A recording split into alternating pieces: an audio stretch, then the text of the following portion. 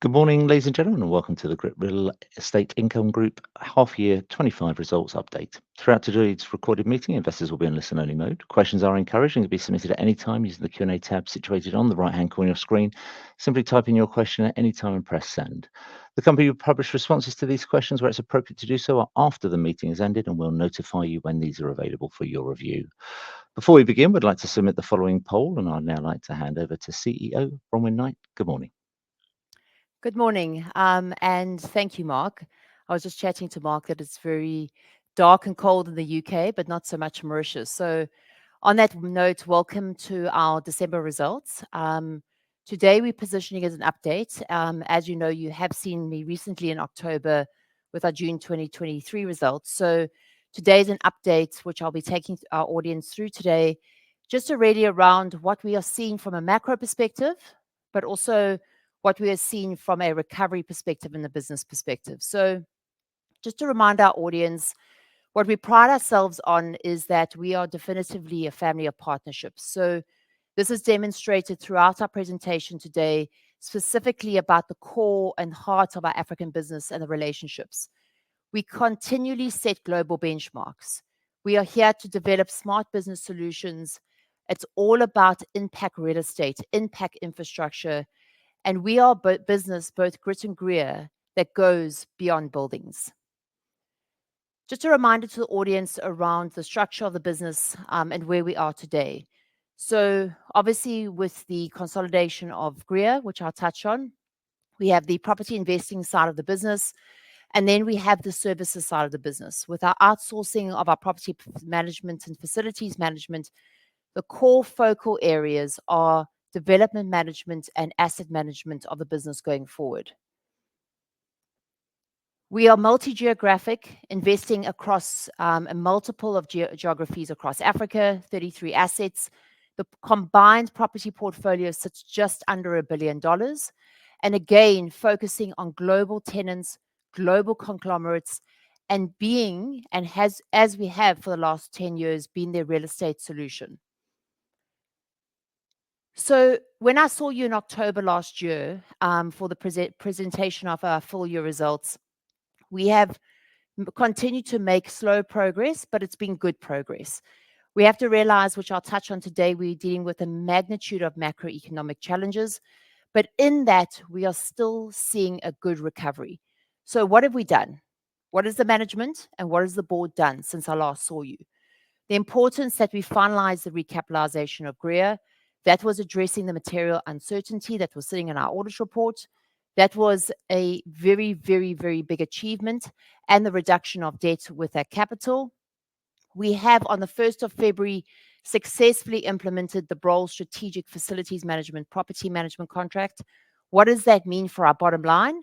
It's effectively over $1 million saving a year. You'll see me speak about our NOI strength, the performance of our underlying property portfolio, which we saw somewhat a 13% increase in this NOI. Cost optimization, the ability to now leverage off economies of scale with both Grit and Greer, and a further just under 20% reduction in the costs of the business. One of the things I'll touch on is the balance sheet management, the significance of reduction of debt, and the optimization of the cost of our debt. We have already seen a trajectory of this reducing to close on just over 9.3%, with further hedging taking place. So what are we facing? Where are we today? We continually face, like other businesses in the market, continually higher interest rates. We are seeing the ability to hedge and a number of other initiatives which we have implemented. We are seeing external factors. We've seen what's happened in Mozambique. We've seen what's happened with the US. What does this mean? It creates a level of uncertainty. But what are we doing? We're making sure that we are on the ground with this family of partnerships. We have businesses, people, assets, and we are strongly embedded in the assets to ensure the resilience over this time. But yes, there is an impact on NAV. And yes, there is an impact on valuation. And we are seeing this pressure in the business. We have seen delays in our development projects with regards to the capital raising and closing of the recapitalization. But that hasn't taken away the fact that we are still sitting on very attractive pipeline around the core assets, which I reiterate today. And then one of the other asset sort of programs we've announced to the market is our asset disposal program, and that's continually in progress. So what I try and do with our management team and what I have discussed with the board is what we need to do and what we have done is what have we said? What have we said to the market and how have we performed against what we've said? We've said that our property portfolio, our NOI is resilient. That's what we've said. And we've seen that in the numbers already now for December with a 13% increase. We've continually said that we are the platform, both Grit and Greer, for African infrastructure outside of South Africa. And we've seen the strong support from GPF and PRC and some of our other DFIs. We've come to the market on the optimization of our costs, and we've seen significant progress on this. The balance sheet focus, I'll touch on some of the hedges that we've entered into and the impact on the business already. The strong leasing and asset management activity, the focus on our occupancy rate. I was actually very, very proud to see yesterday that in our INEO building, we already had the opening of Navas, their 10th store in Kenya, just under 1,000 square meters, which is absolutely fantastic seeing the leasing activity and take up on that asset. And then the focus into the future. What does the future look like? It looks like these core asset classes, data centers, core centers, industrial, American Embassy, and healthcare, the core asset focus of the future of the group. I touch on this on a number of times through our presentations, but the resilience of our portfolio and what we're seeing in Mozambique, which I'll touch on today, we're still sitting with a portfolio that is predominantly very highly occupied. We are seeing that EPRA vacancy actually significant traction made up of vacancy uptake, specifically the INEO building. We are still securing predominantly hard currency leases. And whilst we are seeing pressure on rental reversions, we are still securing those tenants for long-dated leases. So the WALE is still sitting at somewhat over 5% on the portfolio. So you'll always hear me talk about strong counterparty, strong tenant base, resilient asset base, and this is the strength of the portfolio now and into the future going forward. There's been a significant amount of press around Mozambique. The reality is what you read is not necessarily happening on the ground. But what we are doing is we're making sure that we're keeping our ear to the ground with regards to our family of partnerships. We have very strong partners locally.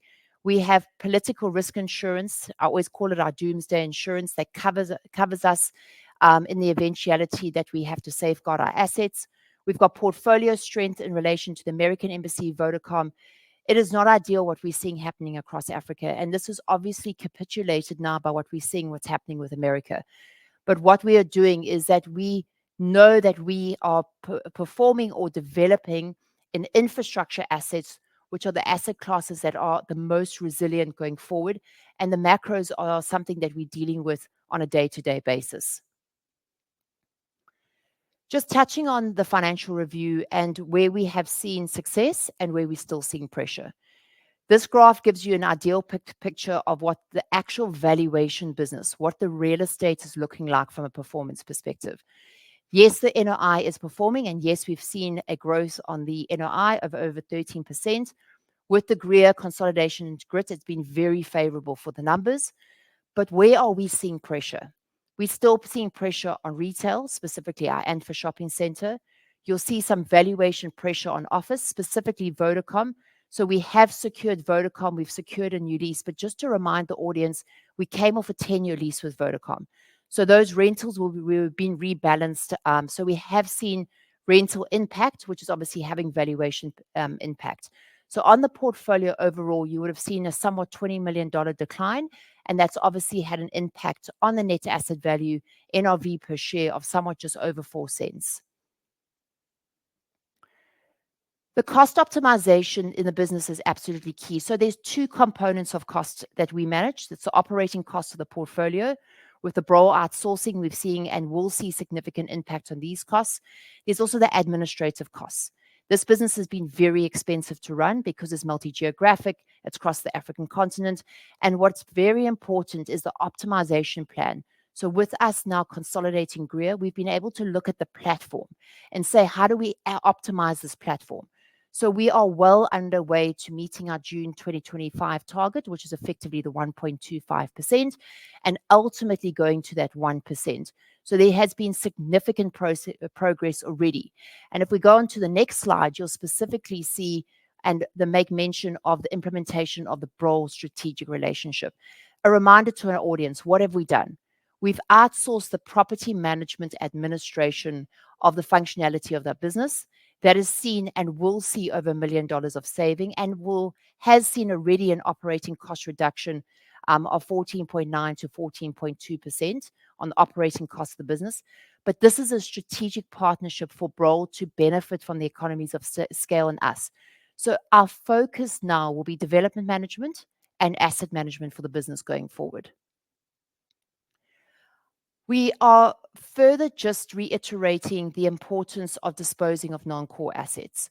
So you would have heard me mention a number of times of what we define as non-core: hospitality, retail, other corporate accommodation we've noted under there.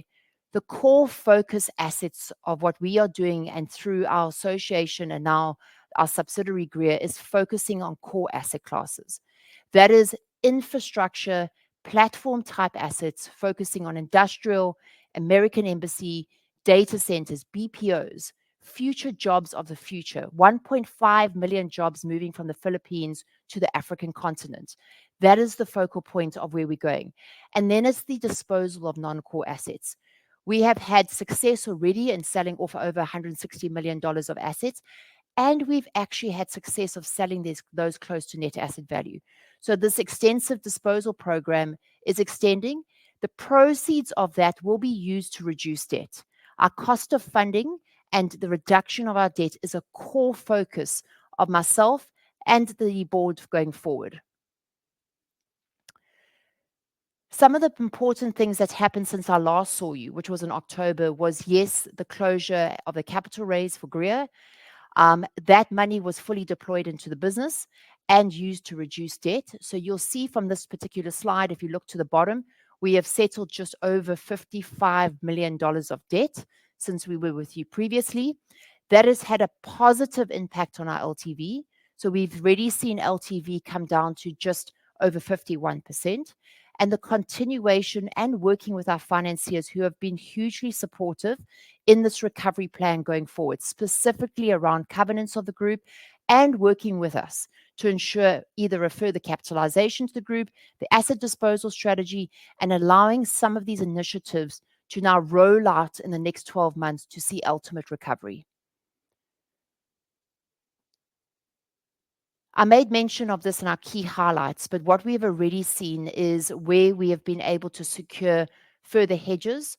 We are close on 75% hedged on SOFR for the group now. Those positive hedges already have seen a reduction in the cost of funding. So the reduction you see from 10% to 9.4%. What is really important, though, is where that 9.4% needs to land and from a target perspective, which I'll touch on now in relation to where the property yields are sitting, where the cost of funding is sitting. So as I made mention on the previous slide, we are sitting at close on 75%. We have, whilst we've seen the trajectory of interest rates mostly stabilizing, we have seen the ability to enter into some very favorable hedges. I'll show you the impact of actually what those hedges mean on the group on the next slide. So if you look at this particular slide, should interest rates decrease by another 1%, okay, what you will see is you will see the weighted average cost of debt reduce from what I've shown you today to just over 8.7%. That has a $3.3 million saving or reduction of finance costs and ultimately an increase in our operating profit on the bottom line. So the importance now of going forward with regards to these hedges and the importance of the reduction of the interest rates is absolutely a key focus for us. This is a very important slide, okay? This slide tells you where things had gone right significantly when we were in a dividend paying position. It shows you when things went against us in relation to the cost of funding rising significantly. And it shows you on the journey or the path that we're going forward. So if you look at this particular slide, you'll see the blue line is depicting the interest rates. You'll see that somewhat in 2021, where interest rates were sitting at 5.7% and the trajectory up, and you'll see where our asset yields are. Now, what can we do to resolve this? What is the solution? What is the recovery plan? So, what we as management are doing is we're doing the following. We're looking at ultimately repaying debt, ultimately refinancing our debt, ultimately looking at the margins of some of our existing debt that is just very, very expensive, especially in the GRIA portfolios. We're looking at making sure that we are reducing that cost of funding. The sweet spot with that cost of funding, obviously, we want it as low as it can be, but ultimately sits at around 8%.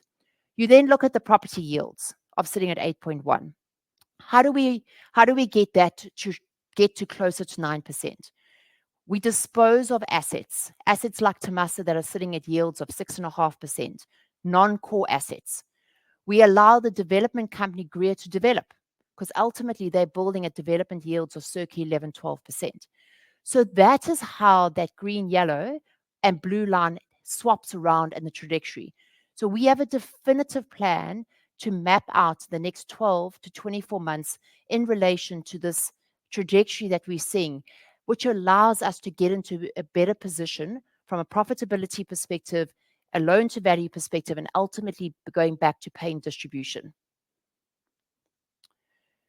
So this particular slide will take you to sort of where we're going to. So as I've shown you is where we've come from. So what are our targets? As I mentioned earlier, our targeted asset yield is around 9%. We need to get that spread to around 2%. We obviously are seeing the portfolio still struggling from a valuation perspective, but we do believe that we are somewhat at the bottom of that cycle.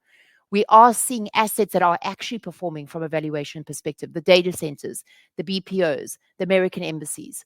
So ultimately, it's to go back to that shareholder value. What is that shareholder value creation? It's the NAV growth back to 4 to 7%, and ultimately getting us into a dividend paying position now in the next 12 to 24 months. So really, in summary to the audience, I think what's really important is to note that one, we obviously have seen you quite recently in October.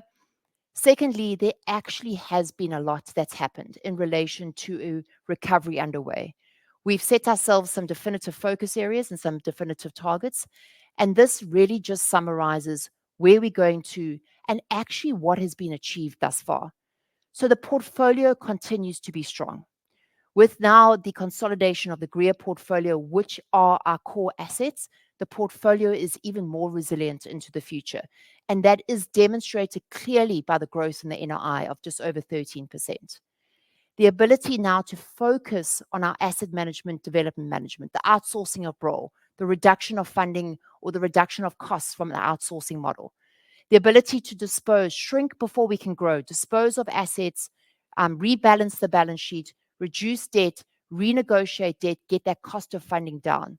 The cost reduction, there has been significant progress already. The continually deleveraging and improving our balance sheet.